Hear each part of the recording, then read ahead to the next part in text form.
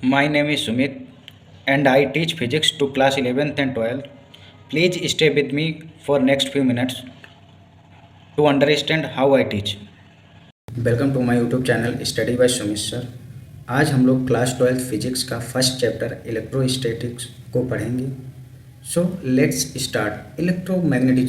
Electromagnetism is the big branch of physics. It divided into two parts, electrostatics and electrodynamics.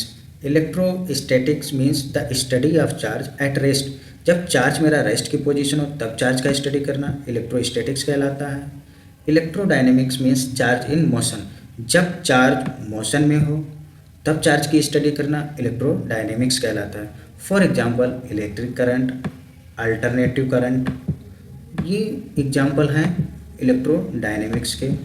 And Gauss theorem, electric field,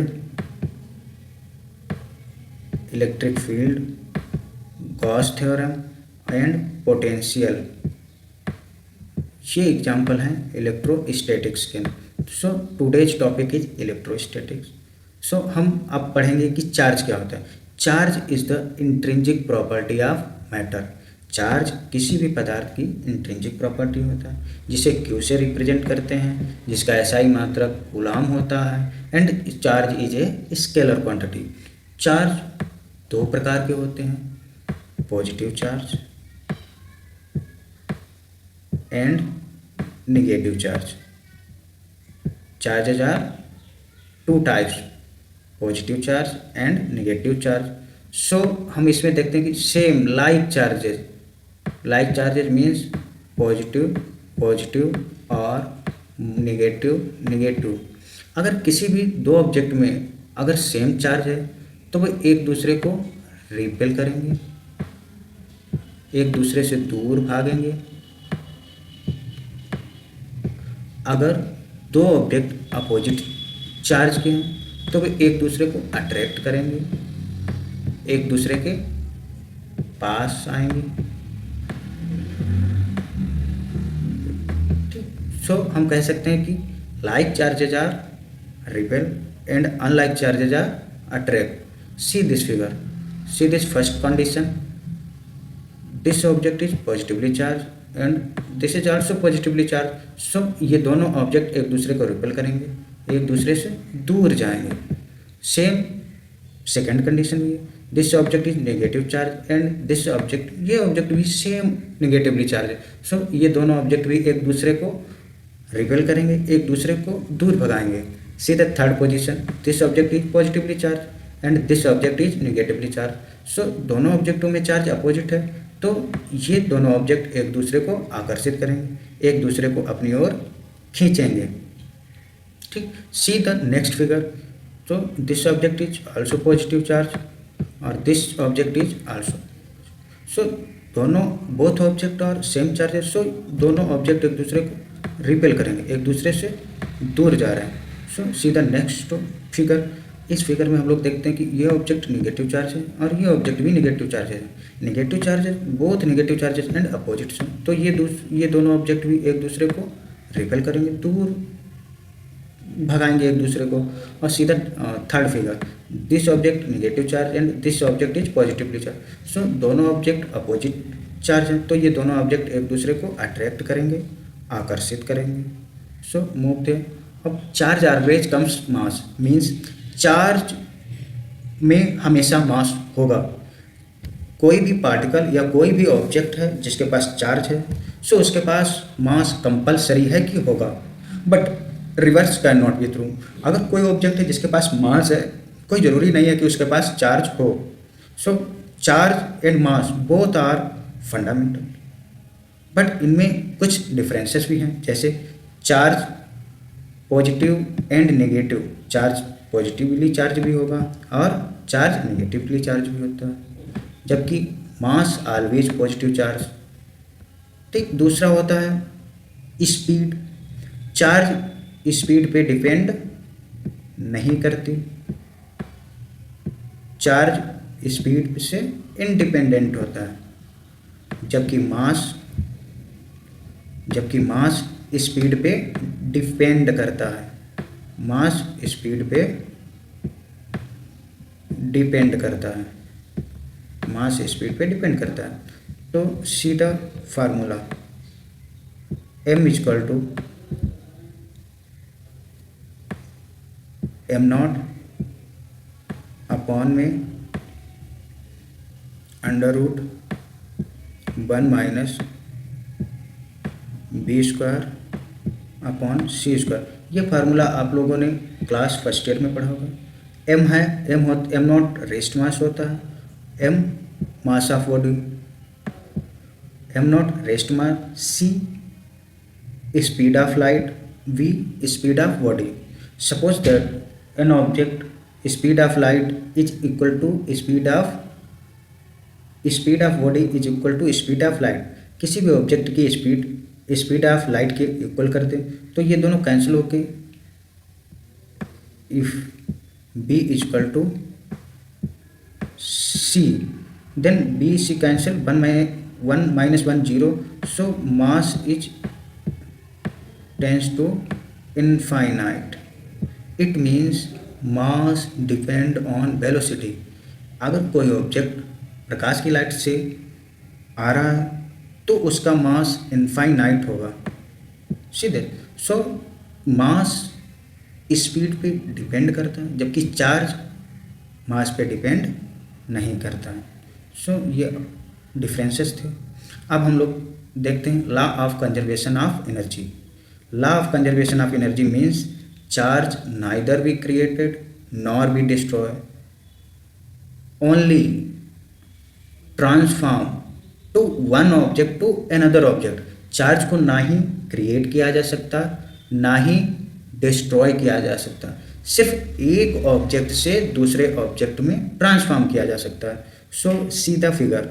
इस object में positive charge है, negative charge है, 1 positive charge and 1 negative charge. इस object में भी 1 positive charge and 1 negative charge है। Next position में तभी जब इन दोनों ऑब्जेक्ट को कॉन्टेक्ट में लाते हैं तो देखिए इस ऑब्जेक्ट ने अपना एक पॉजिटिव चार्ज इस ऑब्जेक्ट को ट्रांसफॉर्म कर दिया। ठीक, सीधा नेक्स्ट फिगर। इस ऑब्जेक्ट ने अपना एक पॉजिटिव चार्ज इस ऑब्जेक्ट को ट्रांसफॉर्म कर दिया, और जबकि इस ऑब्जेक्ट ने अपने दोनों नेगेटिव चार्ज इस ऑब्जेक्ट को ट्रांसफॉर्म कर दिए। जबकि हम देखते हैं कि नेट चार्ज इन दोनों ऑब्जेक्ट का, इन दो ऑब्जेक्टों का और इन दो ऑब्जेक्टों का net charge should be remains same. Net charge same है, सिर्फ और सिर्फ इसमें क्या किया है, ट्रांसफर ऑफ चार्ज। सो यही हमारा law of conservation of charge है कि charge neither be created nor be destroy. Charge ना ही क्रिएट किया जा सकता है ना ही destroy, only it transform one object to another object. So I believe कि आप लोगों को law of conservation of charge समझ में आया होगा। सेकंड पॉइंट हम लोग देखते हैं, the total charge of an isolated system is constant. The total charge isolated system में उपस्थित टोटल चार्ज रिमेन्स सेम रहता है। See this question before and after. Before starting में दिस रॉड इज पे +4 इलेक्ट्रॉन चार्ज था और इस sphere पे 0 आवेश था। After the touching and rubbing हम देखते हैं कि इस रॉड पे 2 इलेक्ट्रॉन चार्ज रह जाता है और इस स्फीयर पे 2 इलेक्ट्रॉन चार्ज आ जाता है। But net charge means net charge should be same. निकालते हैं तो Q net means is equal to Q1 plus Q2। तो Q1 मेरा कितना है 4 इलेक्ट्रॉन प्लस Q2 कितना है 0। सो टोटल चार्ज कितना है +4 इलेक्ट्रॉन। सी इधर रबिंग से पहले 4 इलेक्ट्रॉन टोटल था, रबिंग करने के बाद में देखिए चेक कीजिए नेट चार्ज क्यू नेट देखते हैं, Q1 प्लस Q2,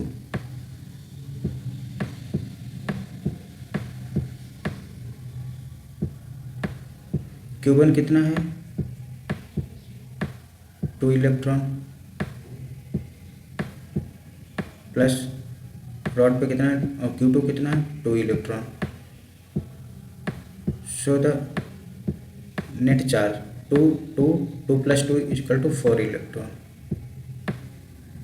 सो किसी भी isolator, this is the isolated system, the net charge should be remains same या remains constant. So clear, isolated system में किसी भी आइसोलेटेड सिस्टम का नेट चार्ज रिमेन्स सेम, हमेशा सेम रहता है। सो अब next topic is quantization of charge. Quantization means always in fix amount the smallest charge that can exist independently each charge on electron. Quantization of charge means always in fixed amount, not fractional value. The smallest charge, the कम से कम, सबसे छोटा से छोटा, सबसे छोटा से छोटा किसी भी इलेक्ट्रॉन पे कितना चार्ज रह सकता है 1 इलेक्ट्रॉन पे सबसे छोटा से छोटा स्मॉलेस्ट चार्ज कितना रह सकता है 1 इलेक्ट्रॉन पे, देखते हो -1.6 into 10 to the power -19 coulomb. किसी भी इलेक्ट्रॉन पे छोटा से छोटा चार्ज कितना हो सकता है 1.6 into 10 to the power -19 coulomb. ठीक, quantum means always in fix amount, not fractional value. Charge, this is also known as fundamental charge. Fundamental charge means smallest charge, quantity कितना, कम से कम अगर हमें इलेक्ट्रॉन किसी भी बॉडी को देना है तो मिनिमम 1 इलेक्ट्रॉन दे सकते हैं, plus minus means plus positive भी दे सकते हैं, नेगेटिव 2 इलेक्ट्रॉन भी दे सकते हैं, 3 इलेक्ट्रॉन, 4 इलेक्ट्रॉन और सिमिलर n इलेक्ट्रॉन भी दे सकते हैं। बट क्या कभी हम लोग 1.5 फ्रैक्शनल वैल्यू दे सकते हैं? नहीं। Quantization means not fractional value, always in fixed amount, so that is also known as charge always exist in integral multiple of fundamental charge। Charge fundamental charge का इंटीग्रल मल्टीपल होगा always, हमेशा हमेशा integral multiple of fundamental charge. For example plus minus 1 electron, 2 electron, 3 electron, 4 electron means 1, 2, 3 are integer, so commonly known as Q is equal to plus minus Ne, where E is charge on electron, electron पे charge, N is a integer and Q is a charge. So next quantization of charge. So हाँ, अब हम लोग ये charge conservation and quantization of charge पे कुछ numericals को solve करेंगे। ठीक, so read this question. Can a charge of plus 8 into 10 to the power -18 coulomb be given to a body. Question कह रहा है क्या किसी भी बॉडी को इतना चार्ज दिया जा सकता है? So use the formula of quantization of charge. So since quantization of charge is equal to क्या है, Q is equal to N E. क्या किसी भी बॉडी को इतना चार्ज दिया जा सकता है? इसका मतलब this is the charge. Q equal to कितना दिया 8 into 10 to the power -18। So number of electron निकालना है। इलेक्ट्रॉन पे चार्ज कितना होता है 1.6 into 10 to the power -19। So n का वैल्यू निकालना है। n इक्वल टू क्या हो जाएगा 8 into 10 to the power -18 upon 1.6 into 10 to the power -19। 10 की पावर 18 में से 10 की पावर प्लस का 19 डिवाइड करेंगे तो 0 बचेगा, 10 बचेगा। तो क्या 80 डिवाइडेड बाई 1.6। सो 80 को 1.6 से डिवाइड कर देंगे तो कितना आएगा 50। सो द n का value is integer is 50। So 50 is an integer. So 50 is an integer. So yes, body को हम इतना चार्ज दे सकते हैं। ठीक, इसमें पूछा गया कहना चार्ज ऑफ, क्या इस बॉडी को इतना चार्ज दिया जा सकता है? यस। यदि ये वैल्यू मेरी इंटीजर ना के फ्रैक्शनल वैल्यू होती तो हम क्या कहते हैं, ये चार्ज हम बॉडी को नहीं दे सकते। So clear. Next question same, can a charge of 18 × 10⁻⁻19 be given to a body? क्या हम किसी बॉडी को इतना चार्ज दे सकते हैं? Same concept, quantization of charge लगा दीजिए। Since n equal to Q/E। ठीक, Q कितना दिया गया? 4 × 10⁻⁻19। चार्ज ऑफ इलेक्ट्रॉन कितना होता है? 1.6 × 10⁻⁻19। 10⁻⁻19 कैंसिल आउट हो जाएगा। ऊपर कितना बचा? 4 डिवाइडेड बाई 1.6। पॉइंट हटाएंगे, ऊपर 0 लगा देंगे। ठीक, 4 से डिवाइड काट दीजिए। 4 से काटेंगे तो 10 बार में जाएगा, 10 बार में, इधर ये 4 टाइम जाएगा। फिर 2 से काट दीजिए, 5 2। So value of n is equal to 5/2। So this is not an integer. So ये इंटीजर है नहीं, this is not a integer. अगर ये इंटीजर नहीं है तो हम ये चार्ज इस बॉडी को नहीं दे सकते। So answer is no. ठीक, ये चार्ज हम बॉडी को नहीं दे सकते। So clear. See the next question, can a charge of 4.8 × 10⁻⁻19 भी? क्या हम 4.8 × 10⁻⁻19 कूलम चार्ज बॉडी को दे सकते हैं? Same quantization of charge concept लगाइए। n equal to Q/E। Q कितना दिया गया है? 4.8 × 10⁻⁻19 अपॉन में चार्ज ऑफ इलेक्ट्रॉन कितना होता है? 1.6 × 10⁻⁻19। 10⁻⁻19 कैंसिल आउट। 4.8 को 1.6 से डिवाइड करेंगे तो कितना आएगा? 3। सो वैल्यू ऑफ n का वैल्यू कितना आया? 3। This is a integer. So इसलिए हम कह सकते हैं कि इस बॉडी को हम इतना चार्ज दे सकते हैं। सो कैन, क्या हम किसी बॉडी को इतना चार्ज दे सकते हैं? तो आंसर होगा यस, हम बॉडी को ये चार्ज दे सकते हैं। So clear. Move the next question, number of electron in 1 coulomb of charge will be? So ये क्वेश्चन देखिए कितनी बार पूछा गया है एग्जामिनेशन में। क्वेश्चन कह रहा है नंबर ऑफ इलेक्ट्रॉन इन 1 कूलम, 1 कूलम चार्ज में कितने इलेक्ट्रॉन होते हैं?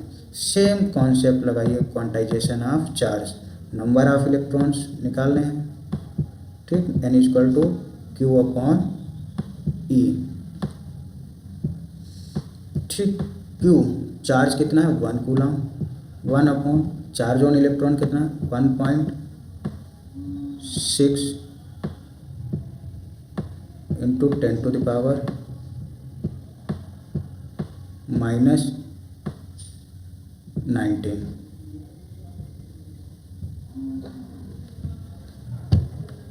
ठीक is equal to 10 to the power minus 19 ऊपर जाके 10 टू द पावर कितना हो जाएगा 1 into 10 to the power plus का हो जाएगा 19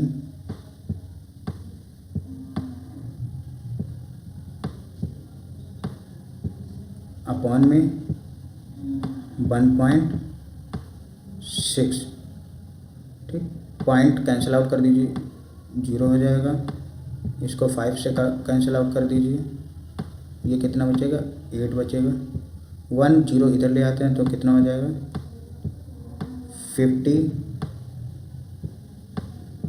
इंटू 10 टू द पावर 18 ठीक 1 0 55 को दे दिए डिवाइडेड बाई 8 अब 8 को 50 से डिवाइड कर दीजिए कितना आएगा 6.25 इंटू 10 टू द पावर 18 एक कूलम आवेश के लिए इतने इलेक्ट्रॉनों की आवश्यकता होगी 6.25 into 10 to the power 18 see the next question if a charge on the body is 1 nano coulomb then how many electrons are present on the body अगर किसी बॉडी पे 1 नैनो कूलम का चार्ज है किसी बॉडी पे 1 nano coulomb का charge है तो उस बॉडी पे कितने इलेक्ट्रॉन प्रेजेंट होंगे same concept quantization of charge क्या होता है n equal to Q upon E Q कितना है 1 nano coulomb means 1 into 10 to the power minus 9 coulomb divided by charge of electron 1.6 into 10 to the power minus 19 same solve question 1 by 1.6 into 10 to the power 10 minus 9 plus 19 is equal to 10 1 को divide कर देंगे 1.6 से तो कितना आएगा 0.625 10 to the power 10 से multiply कर दीजिए तो कितना आ जाएगा 6 into 25 into 10 to the power 9 so 6.25 into 10 to the power 9 electron body पे प्रेजेंट रहेंगे See the next question. When a body is connected to the earth, electrons from the earth flow into the body. So that this is the body, this is the earth.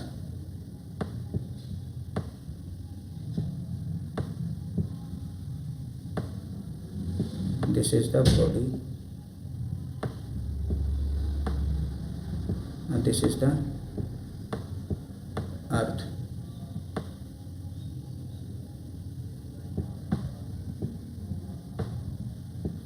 So the electron from the earth flow to the body. Electrons अर्थ से body की ओर flow हो रहे हैं. It means that body is positively charge. जब body positively charge होगी तभी अर्थ से इलेक्ट्रॉनों को अपनी ओर अट्रैक्ट करेगी. So the answer is body is positively charge. Move the next question. Can a charge of given to the body. Same question है. क्या ये चार्ज बॉडी को दिया जा सकता है? Same quantization of charge N equal to Q upon E. Charge लिख दीजिए 2 into 10⁻⁻19 divided by charge of electron 1.6 into 10⁻⁻19. 10⁻⁻19 cancel out. 2 divided by 16. So point cancel कर दीजिए, 20 हो जाएगा. 2 डिवाइडेड बाई कैंसिल आउट कर दीजिए 2 से 1 से क्या हो जाएगा 0.8. So is equal to 1 divided by 0.8. Point cancel कर दीजिए 8 आ जाएगा. So is here cancel out कर दीजिए 5/4. सो एन का वैल्यू फ्रैक्शन में आया. So this is not an integer. So तो ये चार्ज हम बॉडी को नहीं दे सकते. So answer is not. ये चार्ज हम बॉडी को नहीं दे सकते. Thanks for watching.